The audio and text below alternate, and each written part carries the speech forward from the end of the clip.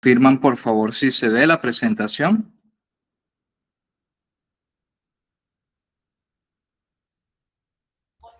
Se ve perfecto, doctor. Ok, bueno, vamos a comenzar. La ponencia de la noche de hoy lleva por título Shock en el paciente neurocrítico, una perspectiva multidimensional. La verdad es que fue todo un reto, pero con mucho agrado, durante mi formación como residente, visualizar en algún momento este seminario, ya que fue uno de los temas que me pareció más interesante y complejo a mi perspectiva, ¿no? En base a mis experiencias y gustos personales. Y pues conforme lo fui desarrollando, me di cuenta de que existen muchos matices que por lo menos en el sitio donde yo laboro, en la emergencia del Hospital Universitario aquí de los Andes en Mérida,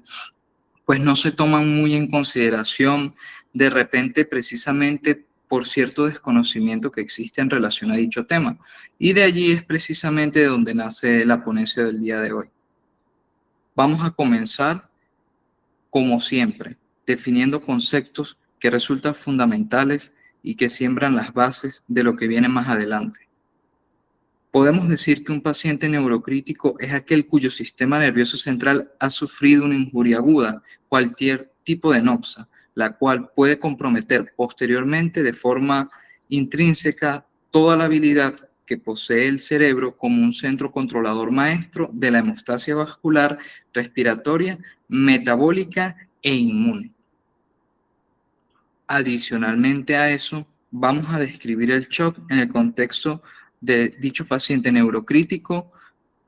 un poco distinto a lo que generalmente estamos acostumbrados, ya que el mismo frecuentemente va a diferir de las etiologías clásicas, bien sea la hipovolémica hemorrágica, bien sea la obstructiva, bien sea la séptica, y la génesis del colapso hemodinámico se debe a una señalización aberrante originada en el encéfalo y que va dirigida hacia los órganos periféricos mediante ejes autonómicos y neuroendocrinos que, en vista de dicha noxa, se encuentran disregulados.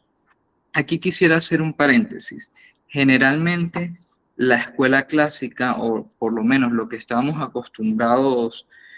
que tuvimos formación reciente en medicina, abordaba al paciente neurocrítico con un enfoque de neuroprotección, el cerebro como la víctima.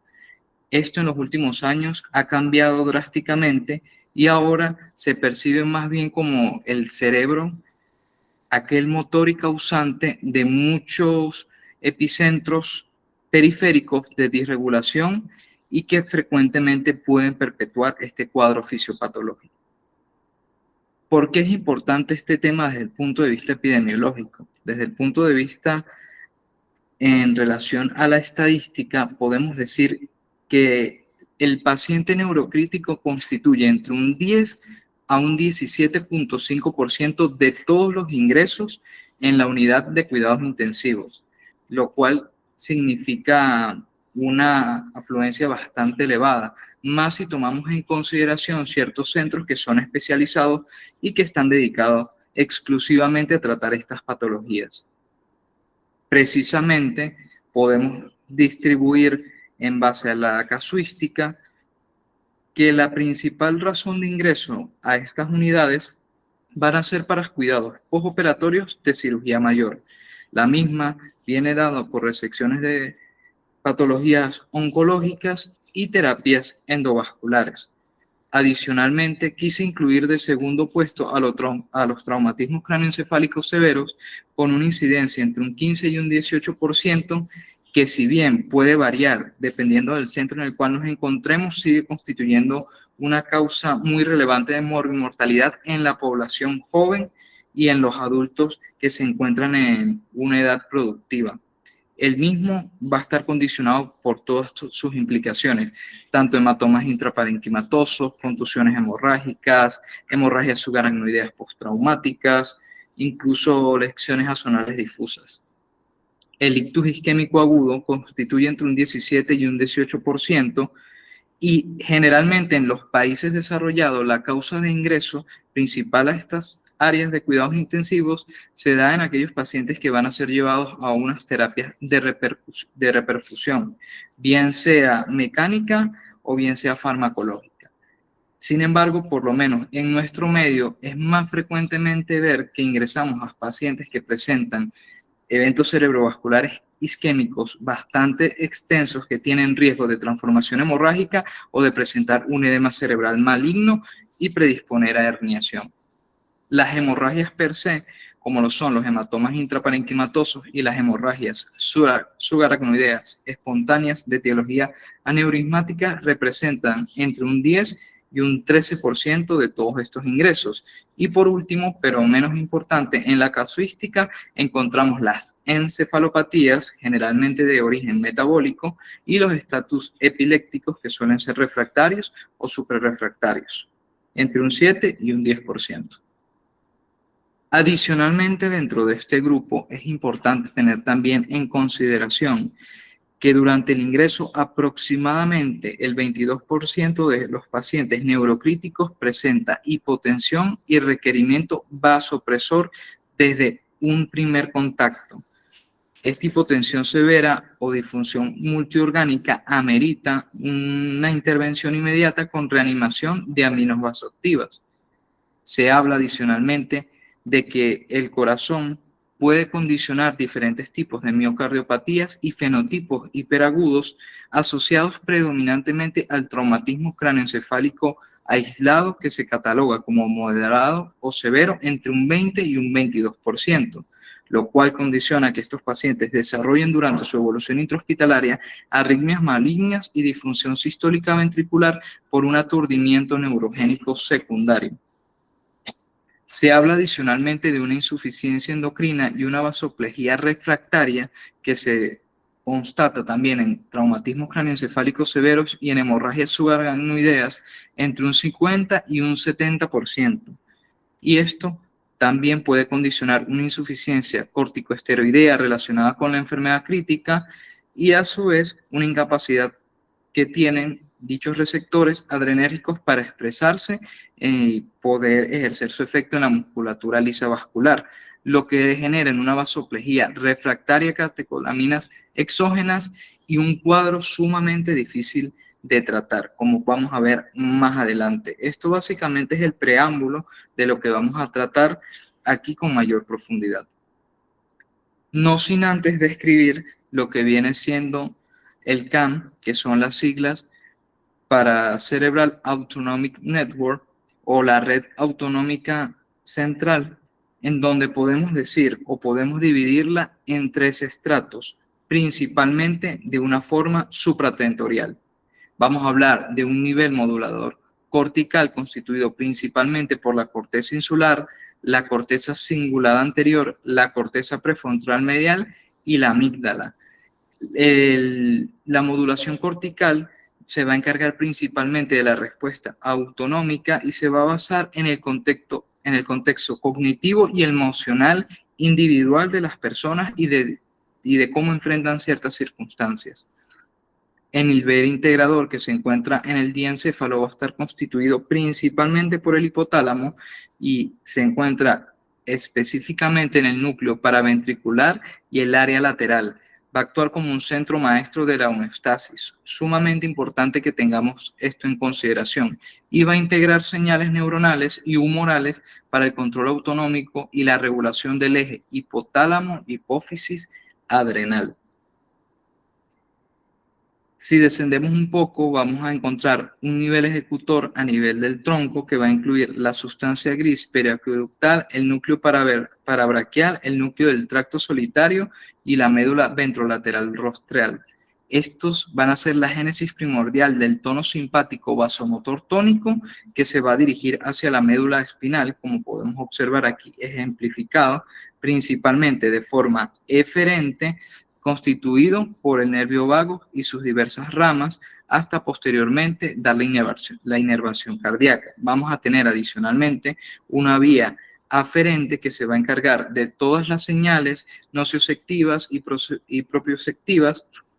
en relación a la parte cardiovascular, como cambios tanto del pH, estímulos que produzcan cambios en las presiones arteriales y en la frecuencia cardíaca, para que así este eje se encuentre intrínsecamente regulado mediante un control autonómico que incluye de una forma muy relevante el eje hipotálamo-hipófisis adrenal. Ya con esto como premisa, vamos a partir describiendo los diferentes fenotipos de shock en orden, por así decirlo, de frecuencia y de relevancia en este tipo de pacientes. Vamos a tener que el shock obstructivo constituye entre un 2 y un 5% de todas estas etiologías o complicaciones que presentan estos pacientes y es secundario a una lesión neurológica. Podemos observar aquí ejemplificado un paciente que se encuentra encamado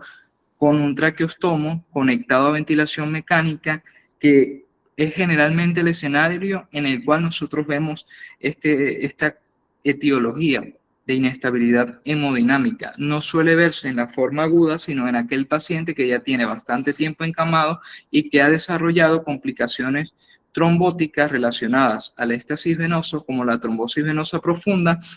que degenera en un tromboembolismo pulmonar. Dicho tromboembolismo pulmonar pues va a causar la falla aguda del ventrículo derecho, como forma parte siempre de su fisiopatología, y el diagnóstico siempre es crítico, se realiza principalmente con la angiotac, pero lo que podemos tener en disponibilidad de una forma inmediata, si lo sospechamos, es un ecocardiograma a pie de cama, un POCUS, y esto va a condicionar que el equipo del tromboembolismo pueda determinar qué intervención va a ser la más oportuna para una reversión inmediata. Este es un escenario que, si bien, como les comento, no es tan frecuente, sí se tiene que tener en consideración en vista de que hay pacientes que presentan una contraindicación relativa o absoluta, dada la etiología de la anoxia cerebral, que evita que dicho paciente posea, a pesar del encamamiento, tromboprofilaxis o anticoagulación plena. Y también es de consideración porque en el instante en el que se produce el tromboembolismo, añade alta carga de mortalidad. Estos son los pacientes que generalmente no pueden resolver dicho cuadro de shock y terminan en un deceso. El shock hipovolémico va a presentar principalmente dos corrientes cuando lo abordamos en el paciente neurocrítico. Él va a tener una incidencia de entre un 15 a un 25% en todos estos pacientes que se encuentran en la unidad de cuidados intensivos. E inicialmente lo que tenemos que descartar desde el contacto inmediato, desde la primera hora de evaluación y desde la primera evaluación o el examen físico, es que el paciente no presente una anoxia cerebral aislada, sino que se presente como un politraumatizado que pueda ser a nivel del tórax, abdomen, pelvis o huesos largos, con una hemorragia exsanguinante oculta. Entonces, va a ser menester durante el primer contacto siempre descartar precisamente que no estemos ante un caso de un shock hipovolémico hemorrágico por lesión de una víscera maciza o por un hemotórax, como también es bastante frecuente por fractura de pelvis o por fractura de fémur, y que no perdamos, por así decirlo, tiempo valioso en la resucitación o de ameritar inclusive una intervención quirúrgica. Todo ello también va muy de la mano con los estudios de imágenes per se que se realizan a todo paciente politraumatizado, como es el FAS o también el POCUS. Cabe resaltar que estos pacientes que ya cuentan con varios días en la unidad de cuidados intensivos posterior a dicha anoxia cerebral pueden presentar complicaciones, bien sea primarias, como una diabetes insípida de acción central, o una complicación iatrogénica secundaria a terapias hiperosmolares agresivas que tienen por objetivo lograr una depresión osmótica como medida antiedema, bien sea con manitor o con solución hipertónica. Las mismas van a condicionar un shock hipovolémico no hemorrágico y por eso es tan importante que valoramos estrechamente en el paciente con principalmente una lesión cerebral aguda el gasto urinario, el balance hídrico, verificar que el paciente no presente poliuria ni presente alteraciones hidroelectrolíticas relacionadas con el sodio. Además de ello, se habla también una pequeña parte de la literatura de que puede coexistir una anoxia a nivel renal que va a relacionarse precisamente con la diabetes insípida, que puede causar una depresión bastante significativa de dicho volumen. Continuando con el shock cardiogénico, quise describirlo un poco con mayor detalle, más inclusive que el shock hipovolémico hemorrágico, porque aquí es donde suele haber un poco de confusión o es donde suele haber un poco de disyuntiva al momento del pase de la revista, porque siempre suele haber una que otra troponina elevada por allí. Entonces, a veces más que ayudar a describir mejor el cuadro, a orientar mejor el paciente, pues termina siendo un poco más deleterio porque no sabemos qué hacer con esa troponina positiva, o incluso cuando evidenciamos arritmias o trazos electrocardiográficos que nos dan a nosotros a pensar de que hay un componente miocárdico concomitante. Podemos hablar entonces de tres grandes grupos o de tres grandes enfoques en dicho paciente por los cuales ellos pueden desarrollar un shock cardiogénico. Inicialmente por una isquemia, por una placa obstructiva que va a derivar en un síndrome coronario agudo como un hallazgo coincidente. O sea, desde un punto de vista casuístico, el paciente, en palabras coloquiales, tiene que ser muy salado para que presente un infarto y presente adicionalmente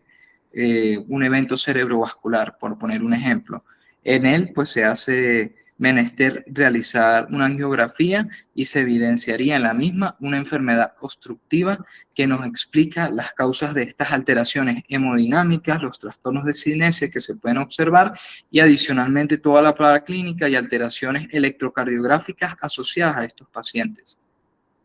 Me quiero detener adicionalmente aquí a hablar un poco de la troponina de alta sensibilidad. Se habla por lo menos de que en los pacientes con eventos cerebrovasculares que presentan un ictus puede elevarse entre un 30 y un 60% sin presentar cuadro de dolor torácico ni una etiología coronaria obstructiva per se, que va muy de la mano con lo que les hablaba anteriormente. Estos pacientes en diferentes estudios se ha demostrado que pueden contar con secuelas cognitivas cuando tienen percentiles más altos de 1.8 veces mayor. Por lo menos se evidenció en el estudio PROVISE que los mismos tienen más riesgo de presentar déficit neurocognitivo a largo plazo. Este mismo biomarcador nos sirve para evaluar la morbimortalidad como un predictor independiente de muerte, además de que puede fungir como un biomarcador para establecer un punto de corte en aquellos pacientes que puedan tener más de un 50% de riesgo de presentar otro nuevo evento cerebrovascular en un periodo comprendido entre 5 años. Se habla adicionalmente de que el infarto tipo 2, bien sea producto de un desacoplamiento entre el aporte y la demanda miocárdica de oxígeno, se puede evidenciar en este clúster de pacientes entre las primeras 24 y 48 horas posterior a dicho evento, y el mismo puede estar condicionado por patrones respiratorios de origen central o incluso por prolongamiento en el manejo avanzado de la vía aérea o por mal manejo desde el punto de vista de los parámetros ventilatorios. Por eso es tan importante tomar en consideración que el paciente que presenta un shock cardiogénico y que es neurocrítico es más frecuente inclusive que haga un infarto tipo 2 a que per se sea concomitante un infarto tipo 1 durante el cuadro. Dentro de la fisiopatología de los eventos cerebrovasculares o cuando ocurre cualquier noxa a nivel cerebral que sea significativa, podemos hablar de que existe una tormenta catecolaminérgica que va a llevar a una toxicidad adrenérgica molecular y un spillover local. Esto va a generar que el paciente tengo un fenotipo de hipocinesia basal o una disfunción global cardíaca muy parecida ecocardiográficamente a lo que observaríamos en el Takotsubo y a eventos coronarios. Sin embargo, cuando es llevado a hallazgos o a estudios angiográficos, encontramos una angiografía normal que no es obstructiva y no es explicativa de dicho evento. Aquí podemos observar la cascada fisiopatológica en el cual podemos derivar como resultado final el miocardio aturdido. Como bien les mencioné, la descarga simpática masiva va a producir un exceso de unión a receptores beta-adrenérgicos, un aumento extremo del AMP cíclico con activación de la proteína quinasa A, con una sobrecarga intracelular del calcio, un estado de hipercontracción tetánica y una crisis energética mitocondrial y agotamiento del ATP. Histopatológicamente lo vamos a observar como necrosis en bandas de contracción y se habla como un miocardio aturdido neurogénico. El mismo va a presentar una función ventricular que va a ser reversible, es uno de los puntos también que debemos tener en consideración. Esa hipocinesia o esos trastornos de cinesia que el paciente presentó posterior a dicho evento va a ser reversible y puede cursar también con una elevación de troponinas que va a ser desproporcionadamente baja cuando se relaciona a dicha discinesia observada, que viene siendo básicamente la contraposición del cuadro que acabamos de mencionar. Por último, pero no menos importante, me gustaría definir lo que viene siendo el Stroke Heart Syndrome, que se relaciona con la lateralización insular. Y pues bueno, vamos a enfocarlos en relación al área o al territorio vascular que se encuentre predominantemente afectado. Vamos a ver que los eventos cerebrovasculares isquémicos extensos, que generalmente ocluyen la arteria cerebral media, en este caso la derecha, puede causar una falla en la inhibición simpática central con un predominio catecolaminérgico sin una oposición. Esto se va a manifestar en los pacientes como taquiarritmias complejas, taquicardias supraventriculares, fibrilación auricular de novo, y ahí los mismos van a cursar con mayor elevación de troponinas. El pronóstico de estos pacientes que debutan de nuevo con una fibrilación auricular es de hasta 8 veces más que aquellos que no tienen ninguna afectación insular y no pueden o no tienen un sustrato fisiopatológico para desarrollar este tipo de arritmias. Los mismos tienen un alto riesgo de muerte súbita cardíaca, incluso posterior al egreso, y va a requerir una telemetría, una monitorización estricta en una unidad de cuidados intensivos durante al menos 72 horas. Estas son unos pequeños bemoles que tenemos que tener en consideración porque a veces pasan bastante por desapercibido en los pacientes que tienen un infarto cerebrovascular, un ACV maligno y tiene transformación hemorrágica y comienza a hacer fibrilación auricular y no tomamos como punto de partida este sustrato fisiopatológico. Cuando es contralateral y se produce, evidentemente, dependiendo del hemisferio dominante, dicho evento y es izquierdo, hay un fallo en el control parasimpático y hay un predominio vagal que va a estar desregulado, menor liberación absoluta de noradrenalina plasmática y se va a expresar electrocardiográficamente como bradicardia severa, bloqueos de conducción auriculoventricular y también tiene un impacto en el pronóstico con alteraciones críticas en la variabilidad de la frecuencia cardíaca, viendo pacientes que pueden presentar oscilación entre taquicardias o taquiarritmias y bradicardias y bradiarritmias y la disregulación autonómica latente per se va a condicionar, igual que el cuadro anteriormente descrito, una vigilancia de perfusión tisular sistémica para evidenciar que no existe una progresión del shock o que no se tenga que hacer un ajuste de las aminas vasoactivas que probablemente el paciente va a estar recibiendo. Ahora sí vamos a entrar a definir ciertos contextos,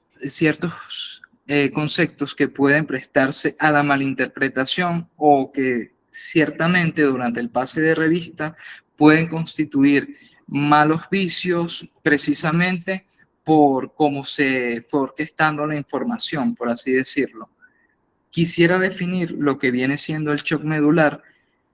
porque el shock medular, a pesar de tener la palabra shock en la nomenclatura, no va a describir un estado distributivo ni circulatorio, sino que se define como la pérdida transitoria de todas las funciones neurológicas, motoras, sensitivas y reflejas por debajo del nivel anatómico de la lesión. ¿Esto qué quiere decir? Es bastante frecuente que nosotros veamos un paciente que tenga un traumatismo raquimedular y que no presente inestabilidad hemodinámica, pero no se vea contextualizado como un shock medular precisamente porque sus presiones arteriales medias se encuentran en meta. Esto es un error en la forma como se aborda al paciente desde un punto de vista de nomenclatura, que precisamente quise traer a colación porque me pareció bastante relevante. Tenemos que existe el traumatismo a nivel principalmente torácica, pero torácica inferior por debajo de T6, va a existir una despolarización axonal aguda masiva con una hiperpolarización sostenida y un silencio sináptico profundo, que va a derivar en la pérdida transitoria de la excitabilidad neuronal en segmentos caudales posteriores al trauma. Los signos semiológicos van a ser una parálisis flácida total, anestesia total y universalidad de arreflexia, o sea, el paciente va a estar universalmente arrefléxico y puede haber también un componente autonómico concomitante. Estos pacientes van a tener una evolución, bien sea de una fase aguda, que va a transicionar posteriormente a una fase subaguda y crónica en el transcurso de semanas y meses, y aquí es donde entra en consideración algo que comenté previamente, es una pérdida transitoria de dichas funciones, lo que quiere decir que el paciente puede presentar posteriormente o debe presentar posteriormente una recuperación paulatina de dichas funciones. Cuando hablamos de shock distributivo en el paciente neurocrítico, es importante nuevamente definir cierta nomenclatura y ciertos contextos. Hablamos de un shock neurogénico de origen raquimedular por lesiones que se evidencian a nivel de T6 o superior, sin llegar al tronco encefálico. Generalmente son lesiones torácicas altas y cervicales. Ellas, dentro del punto de vista fisiopatológico, van a condicionar un predominio vagal sin oposición y una pérdida del tono simpático vascular cardíaco, que va a derivar en la clínica o en la sintomatología que todos conocemos. Vamos a evidenciar además una vasoplejía de origen central cerebral que va a ser por una noxa directa a nivel de lo que viene siendo el encéfalo o secundaria a un trauma secuencial desde el punto de vista del eje neuroendocrino, como vamos a ver más a profundidad a continuación. Entonces, hablamos que el shock neurogénico, cuando tenemos una lesión exclusiva y exquisita en localización, va a ser en vértebras o en regiones cervicales y torácicas altas por una interrupción mecánica aguda de las vías simpáticas descendentes que va a impedir la función del tracto reticuloespinal y una desconexión total de la cadena simpática toracolumbar. Esto va a derivar en una pérdida súbita del tono simpático vascular y cardíaco, generando un escenario de predominio vagal sin oposición. Es ese paciente que vemos con presiones arteriales medias debajo de 65 milímetros de mercurio, incluso puede llegar hasta los 50 o menos. Es un paciente que evidenciamos bradicárdico, pero periféricamente el paciente está caliente por una vasodilatación periférica. Entonces es bastante importante aplicar la semiología cuando nos encontremos en los pacientes con un traumatismo raquimedular para poder englobarlo en cuál grupo va a estar, si bien es un paciente con un shock neurogénico o es un paciente con un shock medular. Nuevamente, cuando hablamos de shock distributivo de origen central, este es uno de los puntos en el cual quisiera hacer mayor énfasis del seminario, porque es el que más se presta para confusión semiotécnica o confusión de conceptos. El shock distributivo, originado exclusivamente en el encéfalo, no responde a un corte en la transmisión simpática. Su fisiopatología radica en la destrucción anatómica de los núcleos procesadores del control y del eje neuroendocrino. Por ende, se debe de conocer y se debe de definir estrictamente como una vasoplejía de origen central o un shock distributivo neuroendocrino. Esto es el término o la acuñadura correcta que debemos tener cuando hagamos referencia al mismo. La destrucción de estos núcleos puede derivar, como bien los comenté, en una insuficiencia córtico-esteroidea secundaria por daño directo al eje hipotálamo hipófisis adrenal, que va a condicionar una deficiencia abrupta del cortisol, impidiendo la expresión de receptores adrenérgicos en el músculo lisovascular. Va a existir una vasoplejía profunda refractaria a catecolaminas exógenas. Es este paciente que nosotros vemos con un evento cerebrovascular que ha progresado muy tórpidamente hacia una inestabilidad hemodinámica y no evidenciamos que tenga un control a pesar de que nosotros comencemos la infusión de aminas vasoactivas. En contraposición, vamos a encontrar la falla del barorreflejo del tronco encefálico, que va a ser un daño infratentorial, contrario a lo que viene siendo la insuficiencia corticosteroidea. Él va a ser infratentorial por la destrucción de lo que viene siendo la formación reticular ventrolateral rostral y del núcleo del tracto solitario, que son precisamente los núcleos que comandan esta región de automatismo a nivel del tallo encefálico. Hay una desconexión absoluta de los bucles de retroalimentación autonómica y se da un colapso hipotensivo y bradicárdico terminal, resistente a intervenciones farmacológicas convencionales. Estos también suelen ser aquellos pacientes que presentan eventos cerebrovasculares en tallos o incluso lesiones ocupantes de espacios que se accidentan y van a evolucionar hacia la inestabilidad hemodinámica que no responde idóneamente a las aminas vasoactivas y terminan falleciendo, porque es característico de esta fisiopatología, de esta cascada fisiopatológica, que el paciente termine con un mal pronóstico. Vamos a hablar ahora de un concepto también que es sindromático. El mismo puede englobar o puede venir desencadenado por alguno de los cuadros que ya describimos previamente, que es el NOTS. NOTS son las siglas para Neurogenic Organic Dysfunction Syndrome o síndrome de disfunción multiorgánica de origen neurogénico, por sus siglas en inglés. Él va a ser la desconexión o va a ser la interposición de la disregulación central en otros aparatos y sistemas distantes, producto de esta misma tormenta catecolaminérgica y producto de la disrupción de la barrera hematoencefálica, que va a condicionar diversos tipos de complicaciones que se engloban dentro de este síndrome.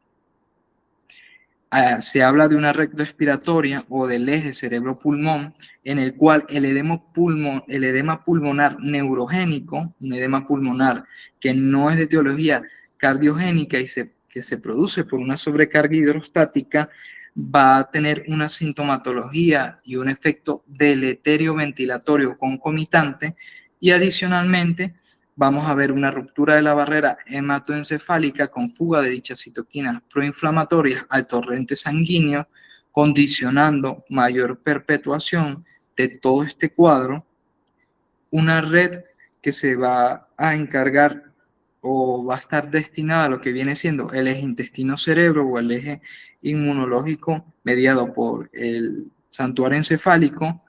que puede estar desencadenado, puede verse expresado, mejor dicho, en una linfopenia esplénica y una translocación bacteriana por disbiosis. Adicionalmente, vamos a hablar, como lo comenté anteriormente, de un colapso en el eje hipotálamo-hipófisis adrenal y la vasoplejía refractaria. Estas son las etiologías que generalmente, o son los componentes que generalmente conglomeran el NOTS. Aquí quiero nuevamente detenerme un poco, porque los pacientes que generalmente presentan una disrupción en esta red inmunológica pueden presentar una declinación en la respuesta mediadora. Posterior al dicho insulto primario, el trauma o la lesión, la capacidad del sistema inmune para defenderse a patógenos externos va a ir de forma deleteria, y puede condicionar a que estos pacientes que se encuentran bajo ventilación mecánica, se encuentran con invasiones como catéteres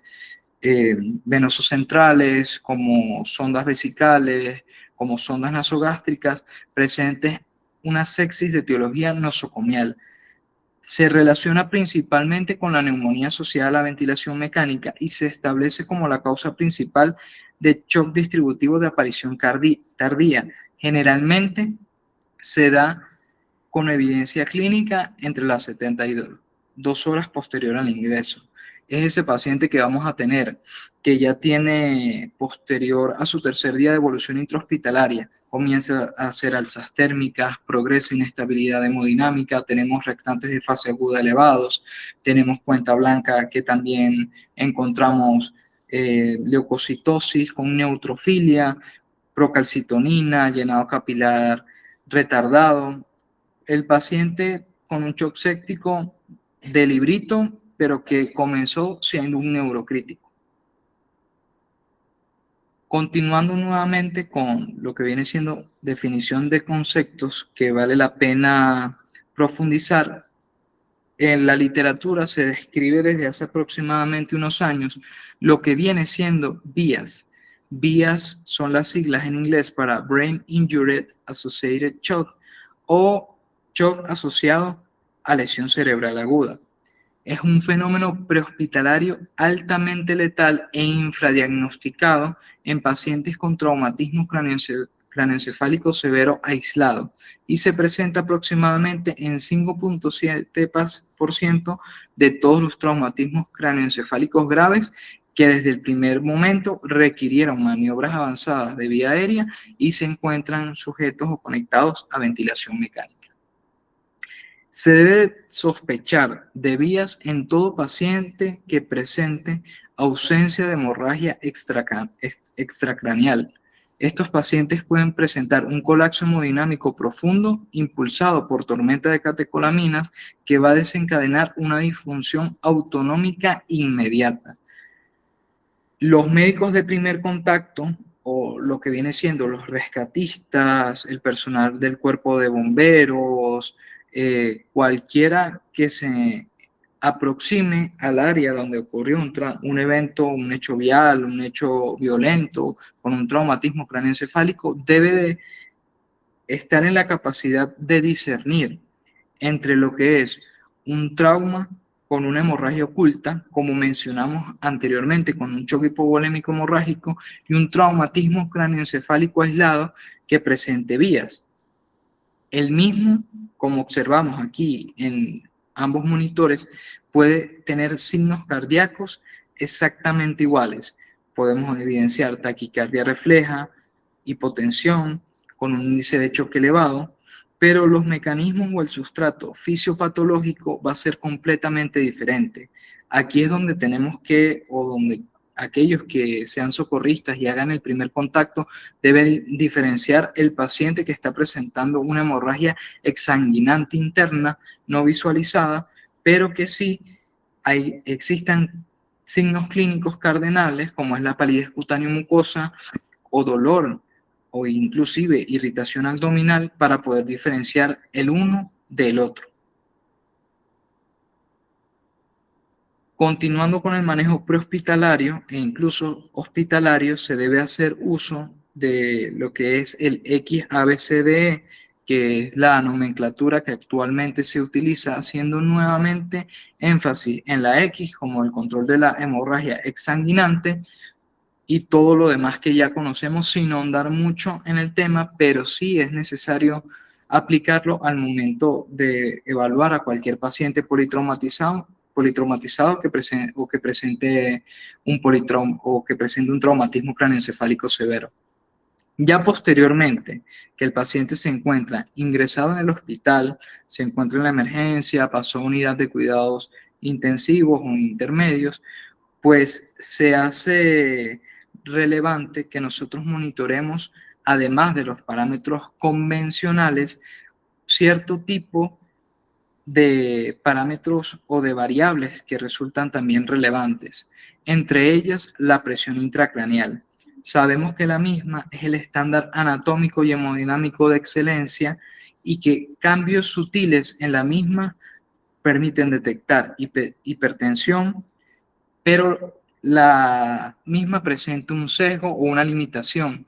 que la presión intracraneal no me va a especificar la etiología de isquemia tisular o de hipoxia. Para ello hacen falta otro tipo de herramientas que se están implementando muy de la mano con neurociencias a nivel de hospitales de vanguardia, como viene siendo la microdiálisis cerebral y la presión tisular de oxígeno cerebral. Las mismas pues me van a hablar en relación a la presión tisular de oxígeno cerebral, va a reflejar la difusión de oxígeno, pero a nivel encefálico, con un valor bajo que si me indica la hipoxia, me traduce isquemia, y un valor de extracción o de limitación que me va a indicar una disfunción precisamente por la disrupción de dicho equilibrio de la hematosis, que puede estar condicionado por otra variable como el ventilador mecánico. La microdiálisis cerebral es algo que es muy de neurociencias, pero ciertamente se usa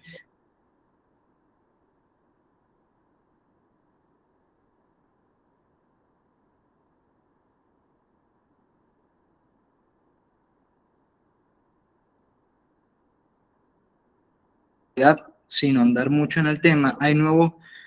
biomarcadores como los neurofilamentos ligeros, la tau, proteína ácida fibrilar glial y la hidroxilasa de ubiquitina L1, que pueden traducir precisamente algunas de estas alteraciones a nivel del santuario encefálico. Cuando hablamos de manejo en este paciente que presenta un shock y es neurocrítico, cabe resaltar que nuevamente, sea cual sea la etiología, casi en todos los escenarios, la norepinefrina resalta como la droga de elección, precisamente por su alto beneficio, poco riesgo y por ser una de las más equilibradas, al ser una amina que cuenta con un agonismo alfa-1 como un agonismo beta-1 modesto, permitiendo mantener la vasoconstricción periférica y aumentar la resistencia vascular periférica y mantener el inotropismo. Cuando la colocamos en contraposición con otras aminas vasoactivas, es de resaltar que algunas presentan fallos terapéuticos, inclusive contraindicaciones, y pueden resultar en un efecto mayormente deleterio con el paciente. Cuando hablamos de la fenilefrina, que es un agonista alfa puro, tiene la particularidad de que puede aumentar la presión arterial media y reducción del volumen sistólico, pero tiene un riesgo de condicionar una isquemia paradójica por una vasoconstricción excesiva. Entonces, su uso debe estar sumamente limitado, excepto en ciertos escenarios en donde existe una contraindicación al potencial inotrópico de otras drogas vasopresoras. La dopamina, pues, es una droga que está bastante en desuso últimamente, ya viene desplazada por nuevos vasoactivos, como evidentemente es la norepinefrina, y su principal riesgo se relaciona a que dispara el consumo miocárdico de oxígeno y puede condicionar un choque cardiogénico secundario. La adrenalina la quise traer adicionalmente a colación porque por lo menos en el Hospital Universitario de los Andes, en la emergencia de adultos, suele ser la droga que utilizamos con mayor frecuencia como segunda línea, no porque queramos, sino por la disponibilidad que tenemos. Sin embargo, ella por su efecto alfa y beta no es selectivo y esa no selectividad tiene bastantes riesgos, como un aumento masivo de la presión arterial media y del gasto cardíaco, y otras alteraciones como hiperglicemia severa, acidosis láctica tipo B y arritmias ventriculares, principalmente, que es, en mi experiencia, una de las cosas que hemos visto que se relaciona más al inicio de esta droga como segundo agente vasopresor. Tiene que ser de su uso como de rescate extremo ante un paciente que va a presentar un colapso hemodinámico inminente y no tenemos otro recurso a la mano para utilizar. Ya para terminar con lo que vienen siendo las drogas, la vasopresina resalta como la segunda línea y un ahorrador de catecolaminas, y hay muchos estudios en la actualidad que la ubica como una droga de elección precisamente en este paciente neurocrítico porque va a eludir la vasoconstricción cerebral directa y va a causar un impacto hemodinámico secundario, una vasoconstricción, pero no adrenal, que va a estar mediada por los receptores de vasopresina tipo 1. Estos son pacientes que además, dependiendo del contexto en el cual presenten el shock, deben de tener antes del manejo avanzado de la vía aérea o durante el dicho protocolo de la secuencia rápida de intubación, un manejo y un mantenimiento posterior con drogas inductoras, sedantes e hipnóticas que no puedan condicionar mayor riesgo de complicaciones o mayor efecto deleterio. Se habla de que el propofol, contrario a la creencia popular que tenemos algunos de nosotros, es el agente de primera línea en estos pacientes, precisamente por su capacidad de acoplamiento a nivel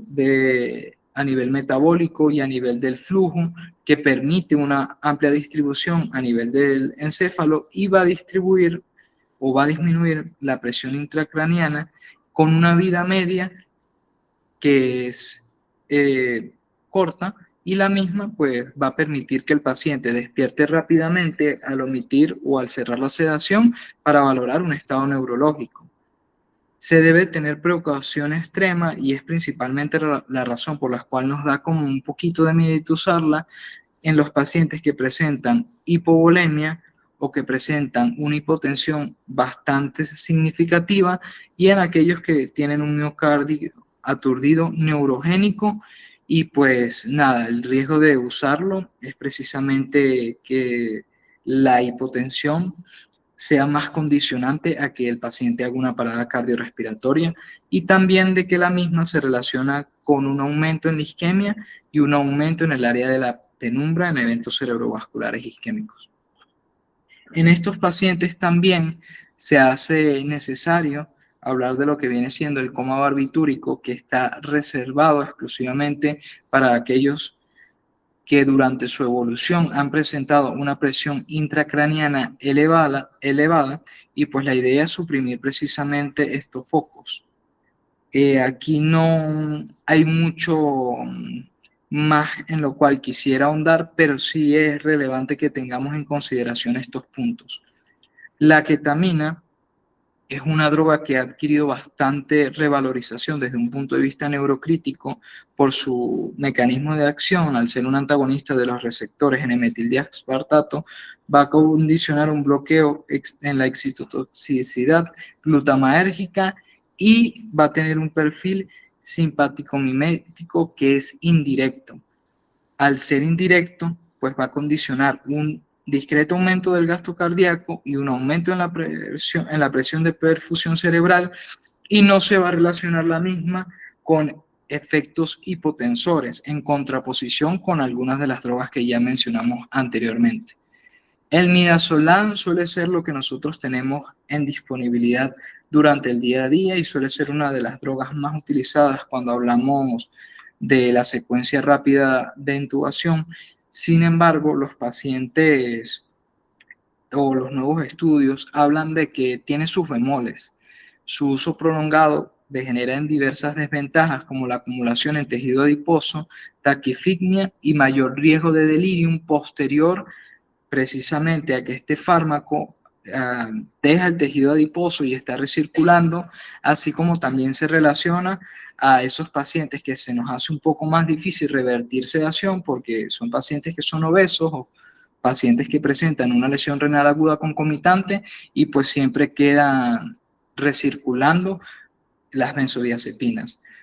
Se debe de elegir sobre los demás en contraposición con el propofol si existe alguna contraindicación a este o si existe alguna contraindicación a la ketamina. Tiene un efecto hipotensor, pero es significativamente menor que el propofol y pues evidentemente suele ser lo que tenemos a la mano y por eso es el fármaco que es más utilizado.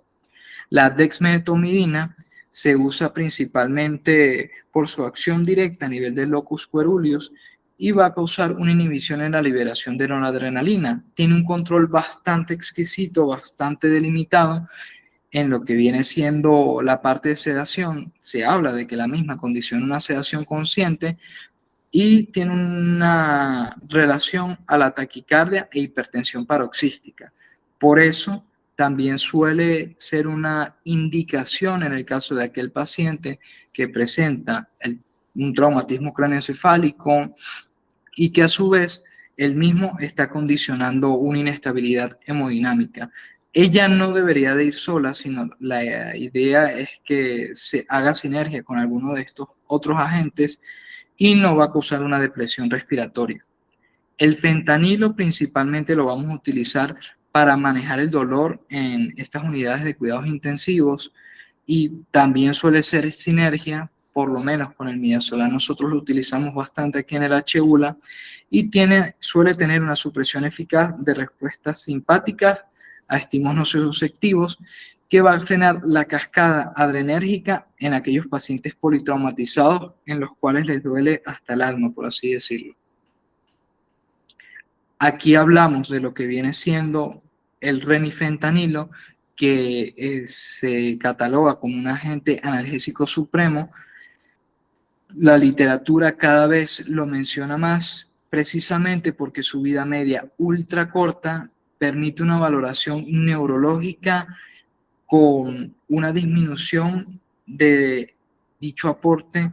de sedación para objetivar cuál es el estado neurológico que presenta este paciente. Entonces suele ser el que nosotros predominantemente elijamos al momento de decidir hacer un dextete o hacer un weaning de ventilación en aquellos pacientes en donde consideremos que cumpla los criterios. Adicionalmente, quise traer también un poco que puede resultar controversial, el manejo en relación a la ventilación mecánica. Tiene que ser una ventilación orientada a la neuroprotección y se habla de que el volumen tidal o el volumen corriente debe de estar garantizado entre 6 a 8 mililitros por kilo de peso ideal. Este va a mitigar los riesgos de un síndrome de distrés respiratorio sin forzar retención de CO2. Hay que evitar la hipercapnia. ¿Qué pasa? Estos pacientes neurocríticos no se benefician de la hipercapnia por la vasodilatación cerebral y periférica que va a condicionar, perpetuando así la cascada fisiopatológica y adicionalmente incrementando la presión intracraniana. Está totalmente contraindicada la hipercapnia permisiva en la fase aguda de estos pacientes que tengan un aumento de la presión intracraniana y se debe monitorizar de forma estricta los niveles de PCO2. Lo que viene siendo el PIP, pues es uno de los puntos también que suele ser más controversial al momento de abordar a este paciente, que vamos a definir más adelante por qué es controversial, pero sí la literatura más reciente nos habla de ser un poco menos conservadores y situar el PIP entre 6, yo diría incluso 5 y 15 centímetros de agua, basada en la oxigenación para lograr una PO2 mayor de 60 milímetros de mercurio. Hay que evitar el SIP precisamente porque promueve la telectasia y las hipoxias secundarias y debe de haber una monitorización sincrónica, siempre aplicando maniobras de reclutamiento bajo estricta vigilancia y neuromonitorización. Esta neuromonitorización va de la mano con el monitoreo que previamente les describí. Se habla entonces de que cuando el PIP se encuentra elevado, puede condicionar un aumento de la presión intratorácica, a su vez va a disminuir el retorno venoso yugular y puede aumentar la presión intracraneal y reducir la presión de perfusión cerebral, todo ello siguiendo la doctrina de Monro-Kelly, en la cual tenemos un continente para un contenido. Y si aumentamos el retorno venoso yugular, va a haber más presión y la forma en la cual vamos a condicionar que fisiológicamente esto se nivele es reducir la presión de perfusión cerebral. Eso es lo que dice la lógica. Eso es lo que nosotros generalmente conocemos. Sin embargo, últimamente se habla de que la PIP debe de ir guiada y debe de ser determinada individualmente en cada paciente en relación a la capacidad de compliance pulmonar que éste tenga. Incrementar la PIP puede tener un efecto deleterio en aquellos pacientes que tengan una baja distensibilidad pulmonar, ya que va a condicionar una hiperinsuflación alveolar en pulmones sanos y la presión se va a transmitir directamente a la vasculatura cerebral. El efecto seguro va a estar condicionado en aquellos pacientes con una alta distensibilidad de hasta 15 centímetros de agua en la ubicación de la PIP, ya que nos va a permitir reclutar alvéolos colapsados en síndrome de distrés respiratorio, mejorando el compliance sin alterar la PCO2. El impacto en estos pacientes que tienen una alta distensibilidad ya está confirmado en relación a la presión intracraneal, que es mínimo o nulo. Lo que quiere decir que cuando hagamos las pruebas dinámicas con el ventilador, debemos tener esto en consideración, principalmente en aquellos pacientes que han presentado una evolución deleteria y que tienen una complicación, como bien puede ser inclusive un edema agudo de pulmón de etiología neurogénica. En ese caso, si el paciente presenta una distensibilidad alta, se puede beneficiar de incrementar el PIB siempre y cuando no exista otra contraindicación que condicione que mantengamos la misma en parámetros más basales, por así decirlo. El weaning de estos pacientes o el proceso, el protocolo de extubación se debe de realizar de una forma muy secuencial y muy metódica. Generalmente la falla de drive ventilatorio no va a obedecer una mecánica pulmonar, sino que va a obedecer diversas condiciones que van a hacer que al momento de realizar el retiro del tubo orotraqueal el paciente termine complicándose. Se debe tener en consideración entonces 4 filtros, como es controlar una presión intracraneal, la cual debe de ser menor de 20 milímetros de mercurio por al menos 48 y 72 horas. Esto va a estar destinado para aquellas unidades en donde contamos con un neuromonitoreo, pero no es el caso de nuestro medio, así que siempre va a operar la clínica y otros parámetros que tengamos a nuestra disponibilidad. El segundo filtro es un nivel de conciencia en el cual la escala de coma de Glasgow debe de tener un nivel o una ponderación motora mayor a 4. Hay muchas adaptaciones y hay escalas que han emergido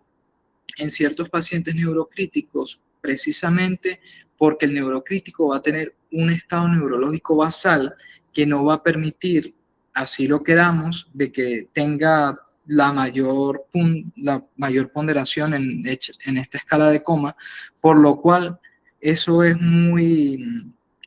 clínico y muy de la práctica diaria, saber reconocer cuál es un paciente que ya tiene un déficit neurológico de base, pero que tiene buena respuesta motora, y así su apertura ocular no sea óptima o por lo menos no obedezca del todo mis órdenes, el paciente presente una adecuada mecánica pulmonar, a pesar de que pueda oscilar entre episodios de somnolencia, pues pasa la mayor parte del tiempo alerta, y pues aquí vamos a decidir si llevar a cabo el proceso de weaning o no. Si pasa ese filtro, hay que evidenciar la ausencia de tormentas o de lo que viene siendo un síndrome de hiperexcitabilidad simpática paroxística. Son estos pacientes que generalmente tienen disautonomías y pueden concomitantemente cursar con una elección axonal difusa, y clínicamente los vamos a observar como el paciente que de repente lo desperté para hacerle una prueba de ventilación espontánea y el paciente está taquicárdico, diaforético y comienza a hacer hipertensiones. Entonces lo duermo o sutilmente aumento un poco la sedación y el paciente ya aminora este cuadro clínico, o sencillamente al rato después de haberlo despertado, pues el paciente disminuye dicha sintomatología. Y evidentemente haber asegurado como último filtro la estabilidad hemodinámica para poder hablar de que la prueba de respiración espontánea está aprobada. Esto va muy de la mano y por eso también traje a colación la relación con los hipnóticos y los inductores, porque el uso de sedación mínima, por ejemplo, un propofol menor de 1 miligramos por kilo hora, es mandatorio para lograr evaluar el estímulo ventilatorio espontáneo. Ahora, ¿qué pasa en estos pacientes que fracasan desde un punto de vista ventilatorio? Tenemos que hacer un abordaje temprano en contraposición con lo que generalmente hacemos de un abordaje estándar, y la idea de dicha intervención temprana es disminuir los riesgos de una neumonía asociada a la ventilación mecánica que pueda condicionar la progresión de una sepsis o un shock séptico por una bacteria multidrogoresistente, de esas que nos encontramos en las unidades de terapia, y lograr a posteriori un destete acelerado de la sedación y facilitar el manejo de la presión intracraneal, a la cual vamos a hacer uso de herramientas predictivas como el Z-Score, que no es más que el Stroke-Related Early Tracheostomy, y el TRACH-Score, que es también una escala relacionada a los ictus hemorrágicos y que fungen como predictores de pacientes que van a estar con un déficit neurológico que no va a permitir una extubación oportuna. Entonces, en estos mismos tenemos que hacer un assessment del riesgo de mantener lo que clásicamente describe la literatura, unos 10 días, para darle chance a toda la cascada fisiopatológica y a nuestras intervenciones médicas de que hagan efecto, sino que son pacientes que en las primeras 72 horas ya con estas escalas los valoramos, cómo es la respuesta neurológica desde la entrada y cómo ha evolucionado a lo largo de esas 72 horas, y ya definimos, el paciente no tiene un chance, por así decirlo, lo más probable es que termine en traqueostomía, entonces abordamos la traqueostomía temprana precisamente para prevenir más complicaciones.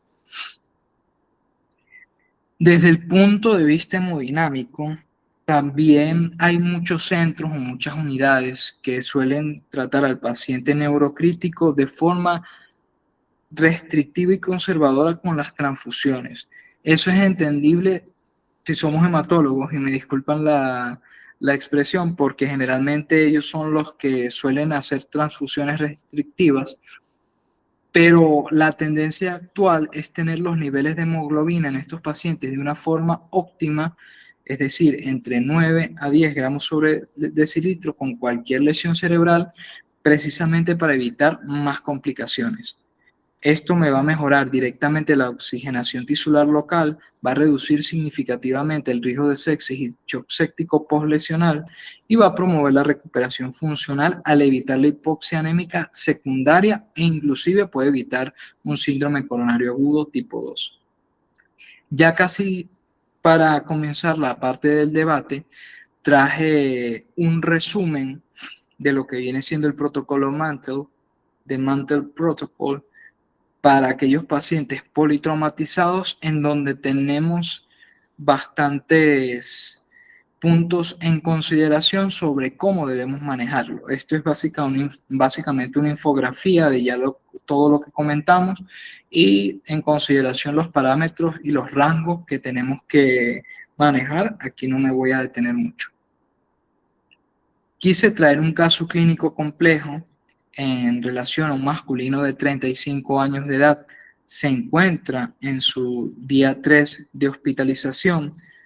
Su motivo de ingreso fue un accidente de tránsito con una cinemática de alto impacto, y se encuentra actualmente en la unidad de cuidados neurocríticos tras dicho traumatismo. Se encuentra también bajo ventilación mecánica invasiva con una pseudoanalgesia profunda y parámetros ventilatorios neuroprotectores. Sin embargo, desde el punto de vista neurológico, evidenciamos al monitorizar la presión intracraneal que tiene 26 milímetros de mercurio sostenida en al menos 24 horas y un valor de saturación tisular de 12 milímetros de mercurio. Aquí al encontrarse mayor de 20, en el contexto de neurocrítico hablamos de que está elevada, y esta en relación a la oxigenación tisular, al encontrarse menor de 20, podemos hablar de que está incluso disminuida. nos traduce una franquisquemia tisular que puede condicionar progresión deleteria en el área de penumbra, y desde un punto de vista más clásico, más conservador, más a lo que tenemos a la mano, el paciente va a presentar una presión arterial media de 55 milímetros de mercurio, una frecuencia cardíaca de 135 y se encuentra con soporte de norepinefrina de 0,8 microgramos por kilo minuto, persistiendo al momento de la evaluación con una hipotensión refractaria a pesar de dichas dosis del vasopresor. Resulta que a este paciente se le realiza un ecocardiograma al pie de cama, se realiza un point of care ultrasonography y evidenciamos que cuenta con una fracción de eyección del ventrículo izquierdo disminuida en un 28% y el ecocardiograma reporta hipocinesia global severa. Podemos decir que es un miocardio aturdido neurogénico secundaria a la toxicidad catecolaminérgica hiperaguda y que esto posteriormente puede mejorar, ya que no existe nada que esté condicionando o que esté traduciendo verdaderamente un síndrome coronario agudo. Y el estatus pulmonar vemos que presenta una insuficiencia respiratoria severa por una PAFI menor de 95 y se encuentra programado en el ventilador por el turno nocturno que nos lo entregó 16 centímetros de agua con una PCO2 de 55 y una Platau de 35. Se plantea como un SDRA severo, mediado predominantemente por biotrauma pulmonar asociado a la ventilación y asociado al cuadro, con una incapacidad para ventilar los volúmenes adecuados, y partiendo de esto como premisa, ¿qué podemos hacer con este paciente? Los escucho.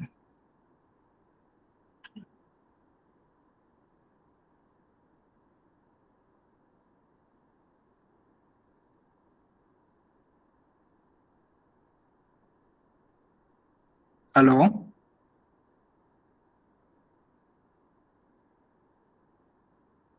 Ajá, el doctor Andrés.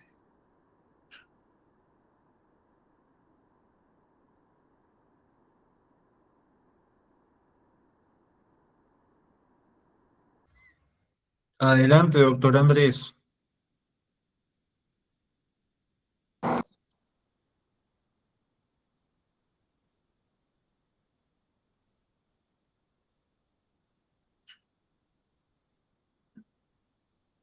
¿Aló, doctor Andrés?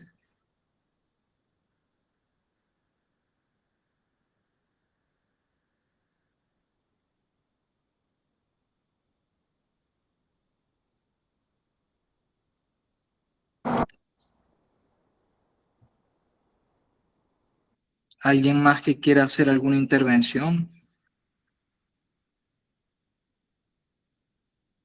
Es un caso clínico un poco complejo, ¿no?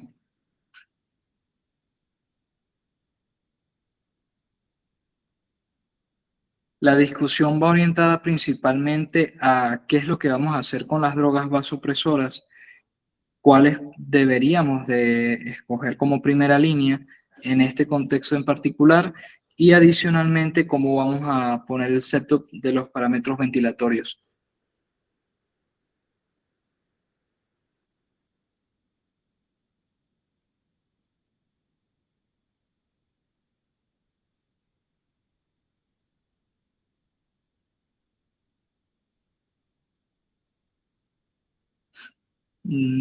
No hay alguno que quiera hacer un aporte, una participación. Vamos a continuar entonces con la discusión que les había preparado. En este paciente podemos considerar precisamente mantener la norepinefrina, subirla, añadir un segundo vasopresor, como puede ser la vasopresina. Sin embargo, se tiene que tener en consideración que ya nos encontramos ante un miocardio aturdido y si nosotros perpetuamos el uso de la norepinefrina, existe mayor riesgo precisamente por que va a haber un mayor acoplamiento a los receptores beta. Esto puede desencadenar o puede degenerar en una falla por agotamiento catecolaminérgico y se tiene que optar por una vía alternativa de rescate hemodinámico. Se debe hacer una transición a vasopresina ya que la misma va a rescatar la vasoplejía, aumentando la PAN sin un inotropismo negativo ni un efecto adrenérgico que sea más deleterio en ese miocardio aturdido, pero adicionalmente se puede manejar como se deben de manejar los shocks cardiogénicos en hospitales de primera línea a nivel mundial. Se pueden usar inodilatadores no adrenérgicos como el levosimeldán o la milrinona, que van a mejorar la fracción de eyección sin algún efecto agonista beta, y va a requerir un estricto control del tono vascular concomitante. De esta forma, si logramos optimizar las presiones arteriales medias, pues hablamos de que individualmente ya tenemos parte de la meta lograda, pero ahora queda la parte ventilatoria. Desde el punto de vista ventilatorio, va a existir un aumento en la demanda perpetuada en el tiempo con una tormenta simpática, y la misma la vamos a intervenir a través de una parálisis neuromuscular profunda, eliminando cualquier factor condicionante al consumo de oxígeno muscular secundario y cualquier asincronía ventilatoria que pueda estar desencadenada precisamente por algún parámetro que tengamos allí mal logrado, mal programado.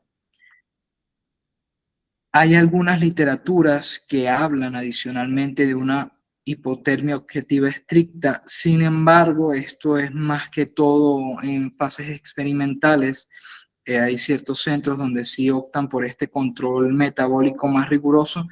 pero no es algo que nosotros hagamos de rutina. Sin embargo, quise traerlo también a consideración como aquellas cosas que podemos hacer en el abordaje de un paciente que resulta bastante complejo.